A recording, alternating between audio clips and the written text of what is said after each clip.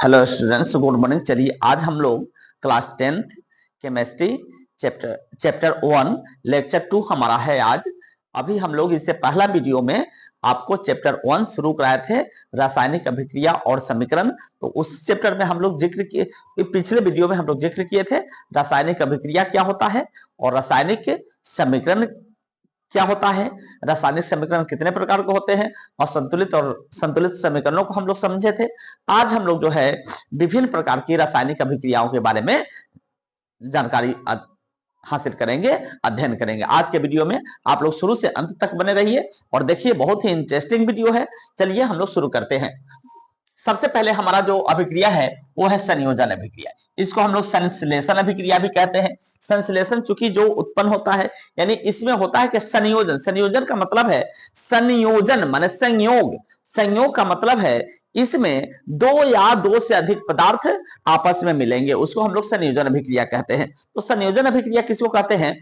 जब वैसी रासायनिक अभिक्रिया जिसमें दो या दो से अधिक पदार्थ परस्पर संयोग करके एक या एक से अधिक नए पदार्थों का निर्माण करेंगे, जिनके गुण मूल पदार्थ से के गुण से बिल्कुल भिन्न होते हैं, उस अभिक्रिया को हम क्या कहते हैं?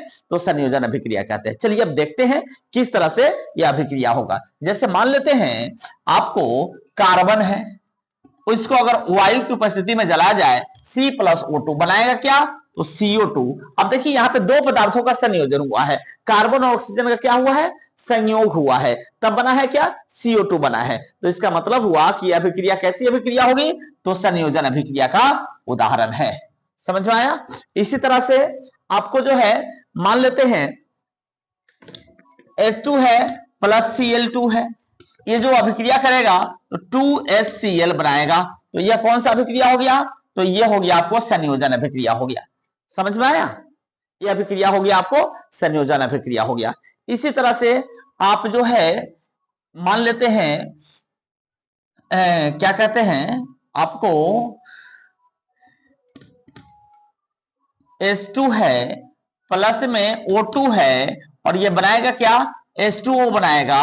तो यहाँ H2 है, इसके पीछे आप 2 लगा दीजिए, बैलेंस कर दीजिए। यह जो अभिक्रिया हुआ कैसी अभिक्रिया होगा? दो पदार्थ परस्पर संयोग करे, एक नए पदार्थ का निर्माण कर रहे हैं, तो यह अभिक्रिया आपको संयोजन अभिक्रिया हो गया। चलिए, आपको आशा करते हैं कि अच्छा लगा होगा। आगे हम लोग जो है पढ़ रहे हैं अपघटन अभिक्रिया पढ़ते हैं। ठीक है, अगर आप लोग को अच्छा लग रहा हो वीडियो तो लाइक और कमेंट भी कीजिएगा। ठीक है, थैंक यू। आगे हम लोग देखते हैं अपघटन अभिक्रिया किसको कहते हैं। अपघटन का संयोजन का मतलब जिस तरह से हुआ आता है जोड़ना, उसी तरह से अपघटन का मतलब क्या होता है? अपघटन माने टूटना। ठीक है, इसलिए इसको हम वियोजन अभिक्रिया भी कहते हैं, अपघटन या फिर वियोजन भी कहते हैं। यानी वैसी रासायनिक अभिक्रिया या वैसी रासायनिक अभिक्रिया होगी जिसमें किसी यौगिक के बड़े अणु के टूटने से दो या अधिक सरल यौगिक का निर्माण होगा, उसको हम अपघटन अभिक्रिया कहेंगे। जैसे इसमें कोई अणु बड़ा है, मान लेते हैं CaCO3, कैल्शियम कार्बोनेट है। कैल्शियम कार्बोनेट को आप संगमरमर भी बोलते हैं, संगमरमर। ठीक है, कैल्शियम कार्बोनेट को संगमरमर भी बोला जाता है। मान लेते हैं CaCO3, ये बड़ा अणु कैसे है? क्योंकि Ca माने कैल्शियम है, C माने कार्बन है, O माने ऑक्सीजन है। तो CaCO3 के मिलने में 3 ठो तत्व परस्पर एक निश्चित अनुपात में अभिक्रिया किया है, तब जाके CaCO3 का एक मॉलिक्यूल बना है। अब CaCO3 को हम गर्म करते हैं और इसको क्या करते हैं? तोड़ते हैं। CaCO3 को तोड़ेंगे तो दो हमको बड़ा मतलब कि CaCO3 से 2 टुकड़ा टूटेगा और बनेगा क्या? एक बनेगा CaO और प्लस एक जो है CO2 गैस जो है बाहर निकलेगी। ठीक है, हमें बनेगा क्या? CaO को हम कैल्शियम ऑक्साइड बोलते हैं, या इसी का नाम कली चूना है।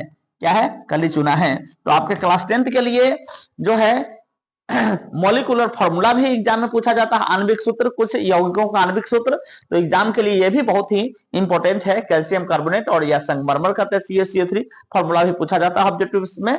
CaO कली चूना को कहते हैं, इसको कैल्शियम ऑक्साइड कहते हैं और कार्बन डाइऑक्साइड गैस निकलती है। तो चलिए, आपको यह जो है अपघटन अभिक्रिया हुआ, इसके बाद दो अभिक्रिया हो गया, एक संयोजन या संश्लेषण अभिक्रिया, दूसरा हो गया अपघटन या वियोजन अभिक्रिया। देखिए लिख दिए हम, वो ऐसी रासायनिक अभिक्रिया जिसमें किसी यौगिक के बड़े अणु के टूटने से दो या अधिक सरल यौगिक बनते हैं जिनके गुण मूल पदार्थ के गुण से बिल्कुल ही भिन्न होते हैं, आपको कहलाते हैं अपघटन अभिक्रिया। ठीक है, तो इसमें एक बड़ा मॉलिक्यूल टूटता है और दो या अधिक छोटे मॉलिक्यूल बनते हैं।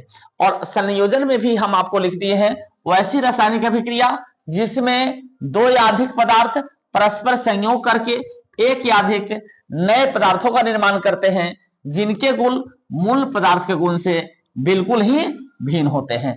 ठीक है, अब हम लोग आगे देखते हैं संयोजन और अपघटन के बाद अगला अभिक्रिया देखते हैं। चलिए